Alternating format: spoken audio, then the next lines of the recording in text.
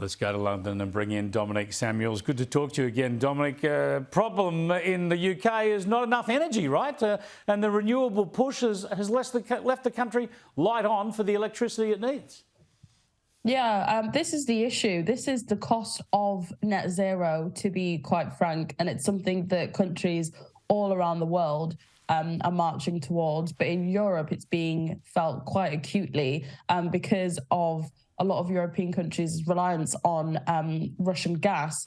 For me, I think that this is very sinister. I think it's chilling. And the leader of the scheme actually suggested that this being paid to use less energy will actually be a permanent fixture of our winters here in the UK. He says that that will aid us into going towards net zero and that this is much bigger than just a temporary scheme to offset the issues that we've seen from the Ukraine war, which I think is a massive concern because we've seen now that our reliance on wind and solar energy has not paid off.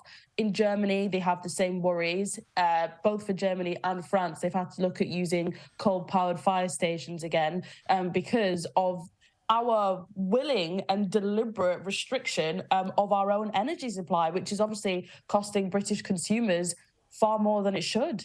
Yeah, it's national self-harm. We've done the same thing to ourselves in Australia, and all we're getting from governments is doubling down on this renewables plus storage push that no one's been able to deliver. It is literally madness. There's a couple of other stories I've got to get your thoughts on. One is these revelations about the British government, through its military, actually spying on its own people during the pandemic, people who were casting doubts, asking questions, opposing government policies on the pandemic. This is Orwellian stuff. And some of the bodies involved in this, organisations, the Counter Disinformation Unit, these are official government units. That is literally Orwellian. Literally. And what makes this more sinister is that an arm of the army was actually involved with this. It's called the 77th Brigade.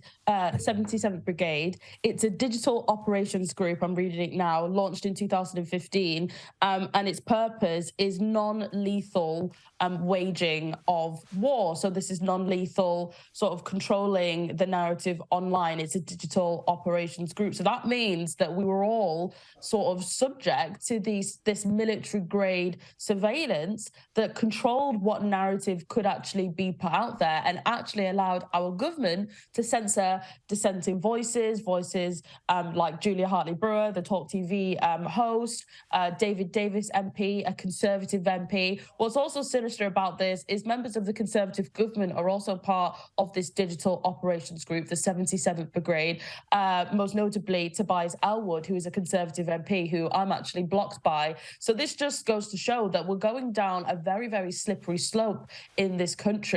But thankfully, a lot of this stuff is being revealed, so people are actually aware of what's going on, because Majid Nawaz, who was sacked by LBC because of his views on COVID, he was saying this about the 77th Brigade last year. Wow. And there's only been a news story on it now. It's incredible. Well, we've got to have more inquiries into exactly what went on. It's the same in Australia. We need a royal commission to look at this government overreach, because we've got to make sure we never see it again, at least not with some transparency and some accountability, so we know what's going on.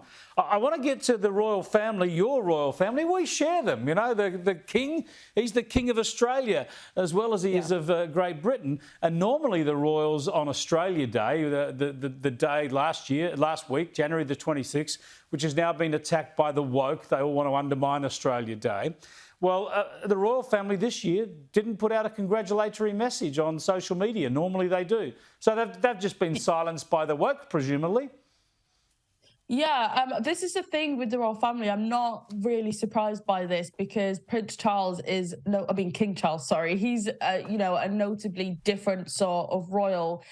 He really wants to make sure the royal family is, in touch with what's going on today. And sadly, the cultural, dominance of wokeism has, I think, infected the royal family and infected the king. Nothing that the royal family does is by accident. So this was obviously a choice not to mark Australia Day, which is a real shame because really I think it stokes the idea that the royal family is irrelevant in places like Australia and Canada and other countries, which I don't think is true. I think a lot of people still want the royal family to have a role.